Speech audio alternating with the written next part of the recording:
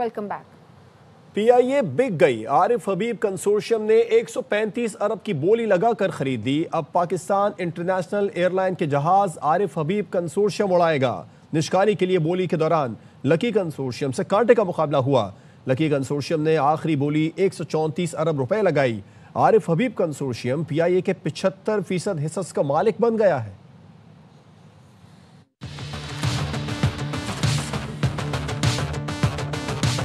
Our bid to 120.25 billion. 121 billion. Lucky Consortium's revised bid stands at 134 billion.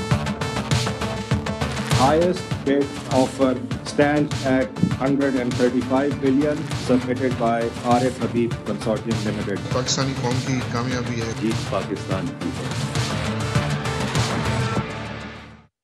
Arif Habib consortium ने Pakistan international airline खरीद ली। PIA के तैयारे अब Arif Habib consortium उड़ाएगा। Arif हबीब साहब हैं, तफा साहब हैं, the Blue Group, they're all very, very seasoned businessmen.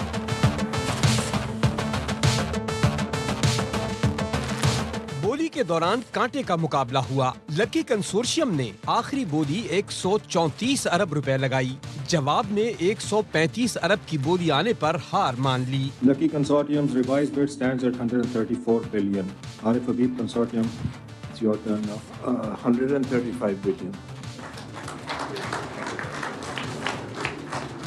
PIA के 75% हसीस की निचकारी के लिए बोलियों का दूसरा मरहला आरिफ हबीब कंसोर्शियम की 115 अरब रुपए की बोली से शुरू हुआ।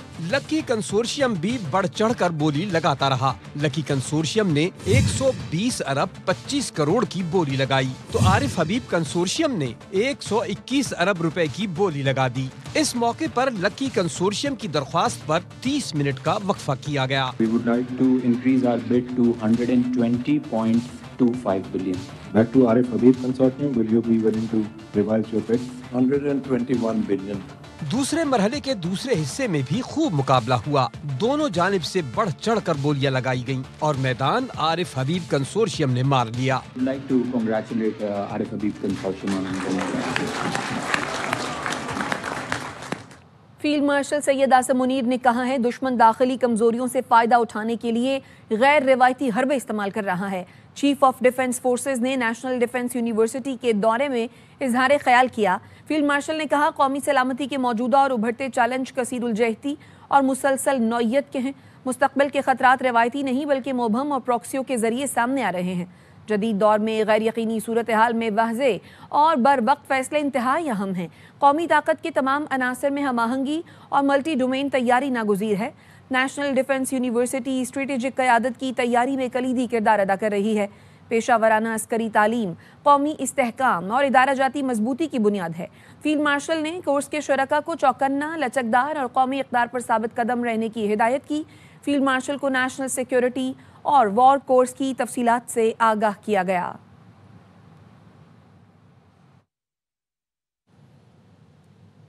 बरतानवी जरीदे फाइनेंशियल टाइम्स ने chief of defence forces field marshal Syed Asim Munir को कसीरुल जहती खारजा पॉलिसी का माहिर करार दे दिया। लिखा आसिम मुनीर बदलते आलमी निज़ाम में सबसे मौसर स्ट्रेटेजिक रहनुमा बनकर उभरे। उन्होंने पाकिस्तान के लिए नए सिफारती मौक़े पैदा किए। पाकिस्तान की इस कामयाबी ने भारत को शदीद मायूस किया। भारत के लिए दरमियानी ताकत का खेल तवक्को से ज्यादा मुश्किल साबित हुआ।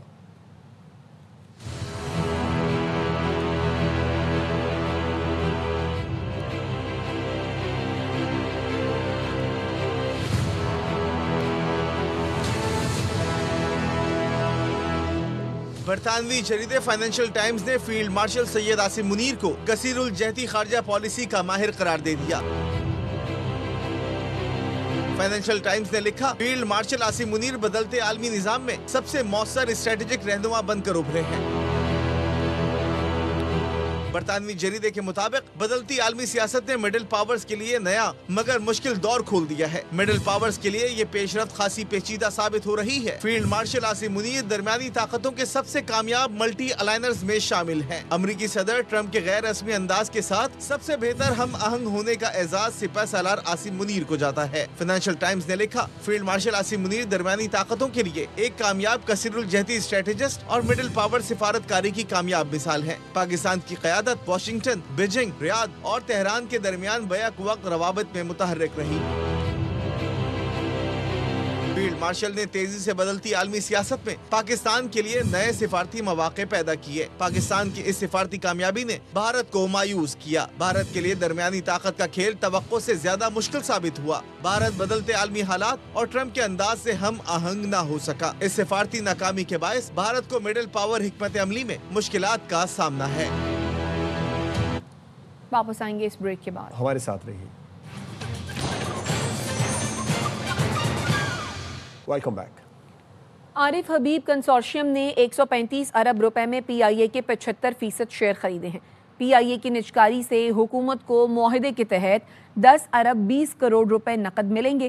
पाकिस्तान में गुज़श्ता 2 दहाइयों के दौरान ये पहली बड़ी हकीकी निजकारी हुई है। इस निजकारी से हुकूमत को सालाना 35 अरब के टैक्स दहिंदगान के पैसे की बचत होगी। रवां हफ्ते ही नए तैयारे PIA बेड़े में शामिल करेंगे। आरिफ हबीब का कौमी एयरलाइन खरीदने के बाद ऐलान। उन्होंने कहा 135 अरब की बोली का 92% एयरलाइन की बेहतरी पर खर्च होगा।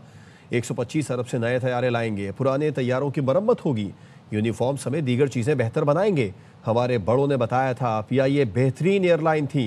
इसका मतलब हमारे मुलाजमीन काबिल हैं। उन्हें महारत दिखाने के लिए बेहतरीन प्लेटफॉर्म देंगे।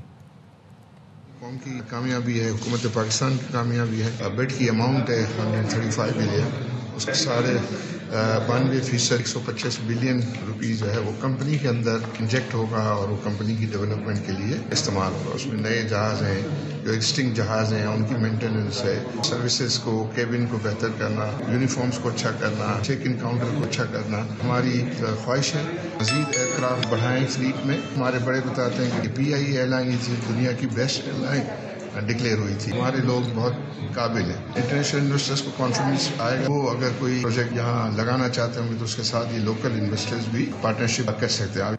सब चाह रहे थे आज PIA फरोख्त हो जाए। मोहसिन नकवी का आरिफ हबीब से मकालमा। आरिफ हबीब ने जवाब दिया, आपको सुबह कह दिया था आज बिक जाएगी। वजीर दाखिला ने कौमी इदारे की कामयाब फरोख्त पर इत्मीनान का इजहार किया। ये कह रहे थे कि आज कितनी आपने कहा मैंने कहा लेकिन जरा सर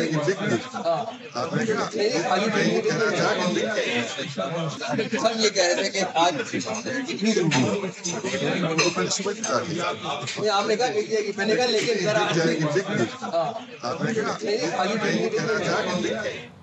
आज सिर्फ पाकिस्तान की जीत हुई है। वजीर दाखिला मोहसिन नकवी ने कहा, तवक्को है आरिफ हबीब कंसोर्शियम PIA को कामयाबियों की नई बुलंदियों तक पहुंचाएगा।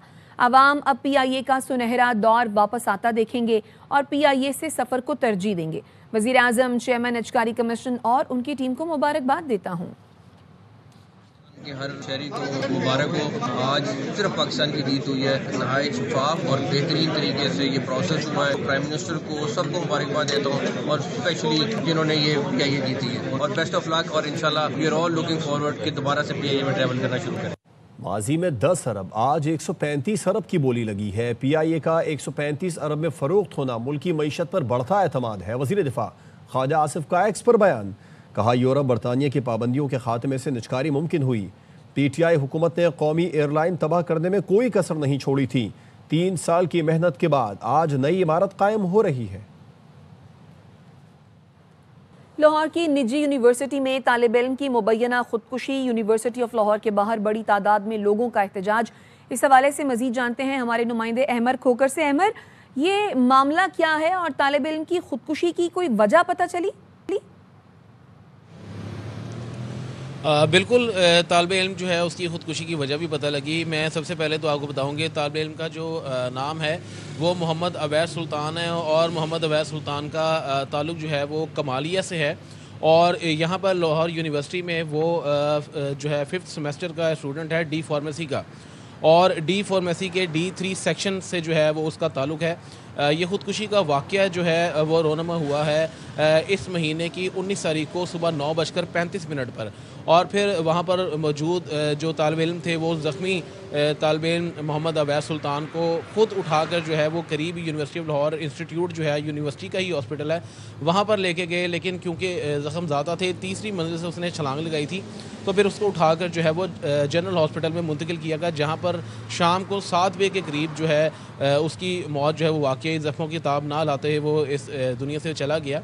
और पुलिस की अगर बात की जाए इसके हवाले से, सबसे पहले तो पुलिस मौके पर पहुंची भी, उन्होंने शवाहिद भी इकट्ठे किए, लेकिन अभी तक जो है वो मुकदमा इसलिए दर्ज नहीं हुआ क्योंकि जो बच्चे के वालिद हैं अली रज़ाक, उन्होंने 174 की कार्रवाई के हवाले से जो है वो बयान भी लिख के दे दिया, और पुलिस ने फिर 174 की ज़रूरी कार्रवाई के बाद मोहम्मद अवैस सुल्तान की जो डेड बॉडी है 174 की कार्रवाई के बारे में आप बता रहे हैं, ये क्या होती है?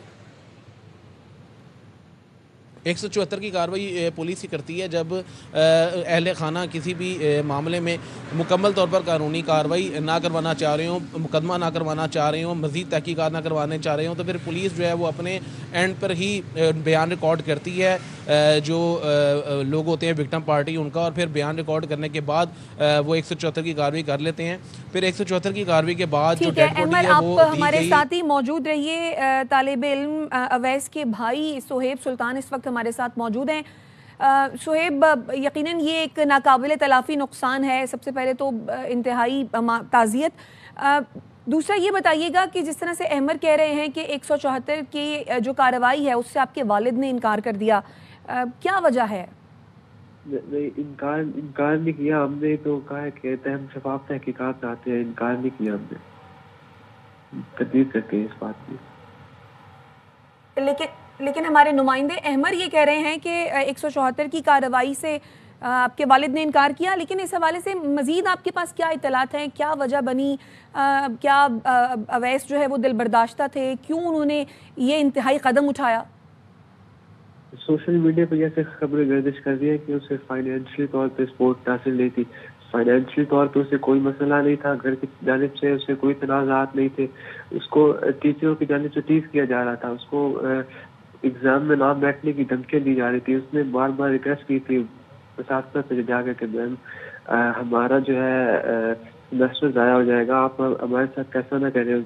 उन्होंने उसको शॉर्ट अटेंडेंस की वजह से एग्जाम में ना बैठने का कहा था, इसकी वजह से उस रिक्वेस्ट करने के बावजूद उसकी बात नहीं सुनी गई और वो ऐसा गलत कदम उठाने पर मजबूर हुआ। हमने तो उसे 10 गाँव में भेजना था, लेकिन अफसोस कि वो उसकी मुश्किल गाह साबित हुई। तो सोहेब, कौन धमकियां दे रहा था? क्या किसी का पर्टिकुलरली नाम अवैस ने लिया आपसे, अगर अब उनकी बात हुई हो इस बारे में? इस बारे में बात नहीं हुई, लेकिन अभी क्लास फेलो से बात हुई थी, वो कह रही थी कि उसको मैम थी कोई, वो टॉर्चर कर रही थी, उसने उससे रिक्वेस्ट भी की थी कि मुझे ऐसा मत करे, लेकिन सोच के ऐसा कदम उठाया उसने। अच्छा, तो आप जी, हम तहकीकात चाहते हैं कि शफाफ तहकीकात हो, किसी और के साथ ऐसा वाक़या पेश ना आए, किसी और का घर पैसे ना दबाओ।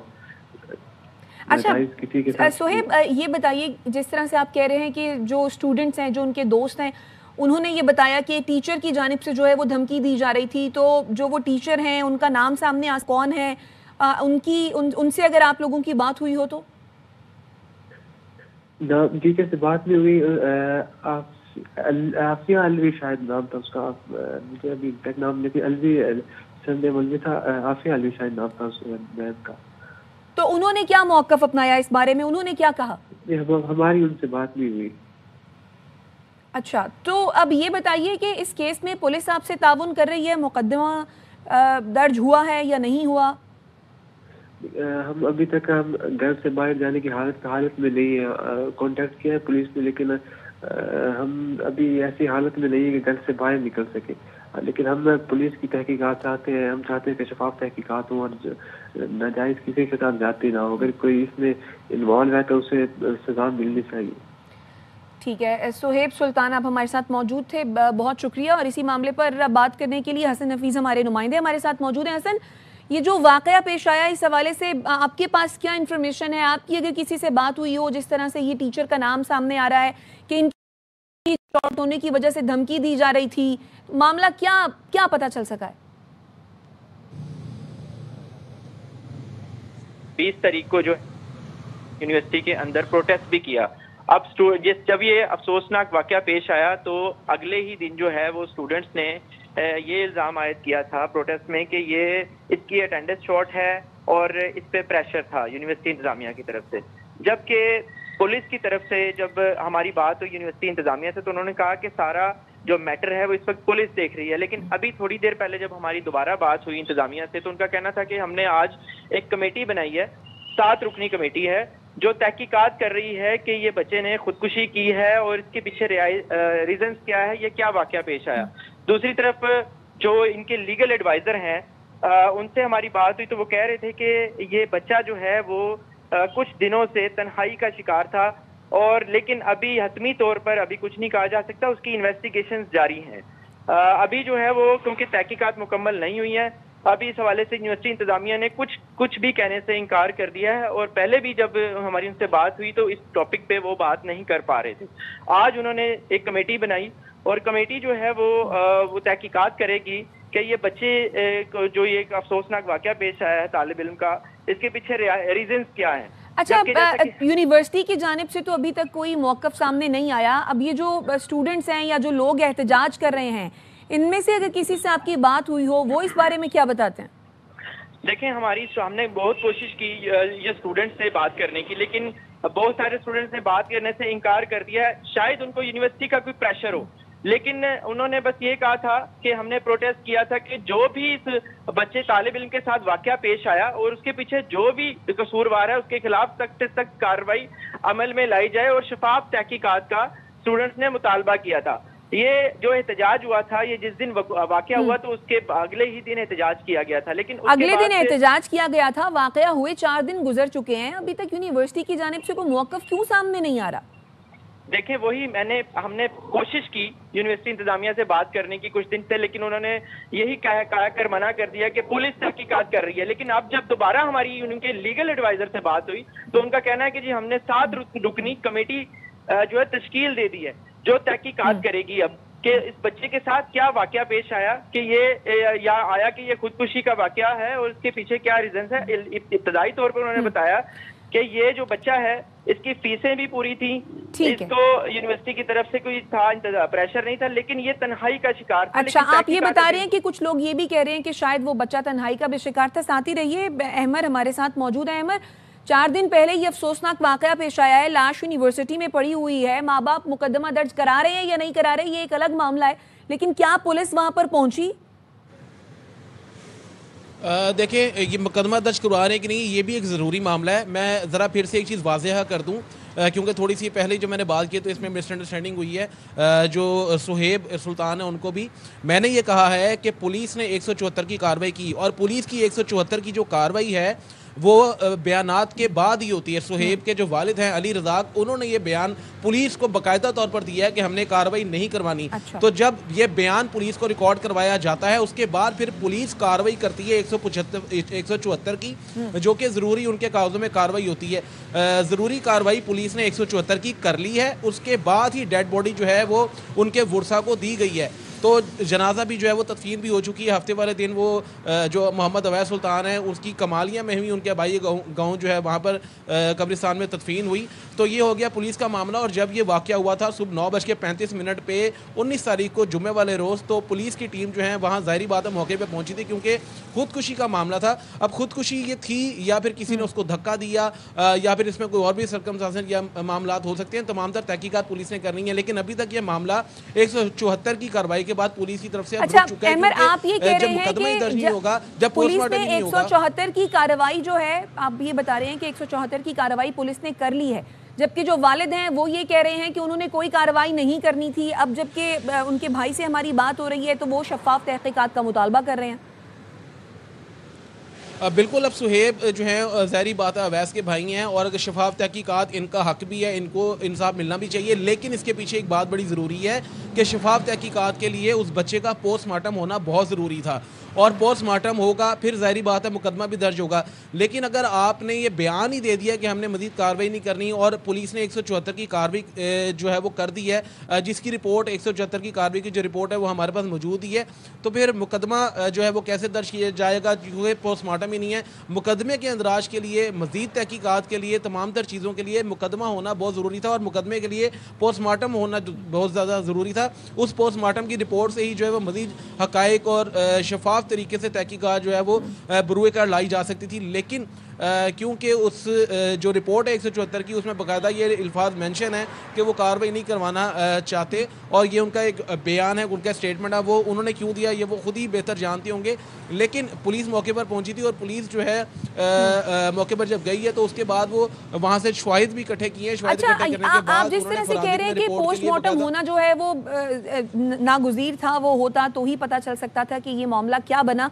वालिद इसके हवाले से कार्रवाई करना चाह रहे थे या नहीं करना चाह रहे थे ये एक अलग बात। तो क्या पुलिस इस हवाले से खुद से कोई इनिशिएटिव ले सकती थी, कर सकती थी कार्रवाई, अब भी कर सकती है?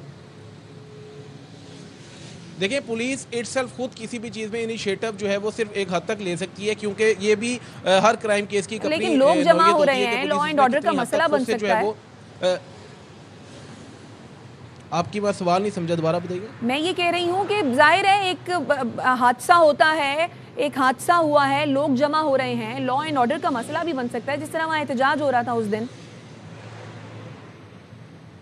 एहतजाज हुआ है 2 दिन बाद, एहतजाज हुआ है पीर वाले रोज़ दोपहर 1 बजे। मामला है जुम्मे का और लॉ एंड ऑर्डर की सिचुएशन जो है वो ज़ाहिर बात है तब होती जब ये स्टूडेंट यूनिवर्सिटी से बाहर आते। जो एहतजाज हुआ है वो यूनिवर्सिटी की डोमेन में हुआ है, गेट के अंदर हुआ है। और दूसरी बात ये कि पुलिस का हर क्राइम केस में एक अपना मामला होता है। पुलिस ने जो है ये मुकदमा तब दर्ज करना था जब ज़ाहिर बात है लाश पोस्टमार्टम के लिए जाती, पोस्टमार्टम की रिपोर्ट आती, मज़ीद तहकीकात को की जाती और मामला को मज़ीद देखा जाता। जो फोरेंसिक को इन्होंने शवाहिद इकट्ठे करके दिए हैं उसको देखा जाता।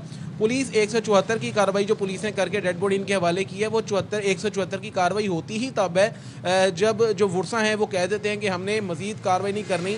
अदरवाइज़ अगर जो वुरसा हैं अगर वही फोर्सफुली करें कि हमने इसकी कार्रवाई करनी है, हम इंसाफ दें या मज़ीद इस चीज़ को लेकर चलें, इसको कानूनी तौर पर हल किया जाए, इसका मुकदमा दर्ज हो, तो ज़ाहिर बात है फिर पुलिस जो है वो इसकी डेड बॉडी का पोस्टमार्टम भी कराएगी। ठीक है, अहमद साथ ही रहिए, हसन भी हमारे साथ मौजूद है, उन्हें भी शामिल गुफ्तगू करते हैं। हसन, जिस तरह से आप ये बता रहे हैं कि अक्सर लोग ये कह रहे थे कि वो बच्चा शायद तन्हाई का शिकार था, लेकिन जब भी उनके भाई से हमारी बात हो रही थी तो वो ये बता रहे हैं कि टीचर की जानिब से धमकी दी जा रही थी, अटेंडेंस शॉर्ट थी और उनको ये कहा जा रहा था कि उन्हें इम्तिहान में बैठने नहीं दिया जाएगा। ये तो मुतज़ाद बात है। बिल्कुल, ये बिल्कुल भाई ने बयान दिया, लेकिन दूसरी तरफ एक दो चीजें सामने आती हैं कि शायद यूनिवर्सिटी या किसी की तरफ से इन पर प्रेशर है। ये भी अभी कुछ कहना कबल वक्त है कि भाई ने एक तरफ बयान दे दिया और दूसरी तरफ वो कोई कार्रवाई अमल में नहीं लाना चाहते। अगर ये बात हकीकत है कि इसके जो है उनको उस पर बच्चे पे प्रेशर था तो इनको फिर एक कार्रवाई करने के लिए एक दरख्वास्त देनी चाहिए थी। अब ये दो चीजें सामने अभी तहकीकात चल रही है। अब एक तरफ जो है वो ये बयान दे रहे हैं बिल्कुल, लेकिन यूनिवर्सिटी इंतजामिया से जब हमारी बात हुई और जो हमारी स्टूडेंट्स जो उनके गिर्द हैं वो उन्होंने तो कोई भी बात करने से फिलहाल इनकार कर दिया। लेकिन जो हमारे जो मालूमात मिली हैं लीगल एडवाइजर से, उनका कहना है कि इसकी अटेंडेंस जो है वो 70% होती है, इसकी 69% थी, 70% और 1% में कोई भी प्रेशर नहीं होता है। अच्छा, जो फीस के चलान्स हैं वो सारे अवेलेबल हैं, फीस पूरी बच्चे की जमा हुई भी है, हर लिहाज से कोई कमी नहीं है कि जिसकी वजह से इस पे प्रेशर हो। जबकि भाई का ये कहना है ठीक है, तो अब जब तहकीकात होंगी तभी असल बात सामने आ सकेगी। हसन हमारे साथ मौजूद थे और अहमद खोकर, आप दोनों का शुक्रिया। न्यूज़ बुलेटिन से फिल वक्त इतना ही। देखते रहिए ARY न्यूज़।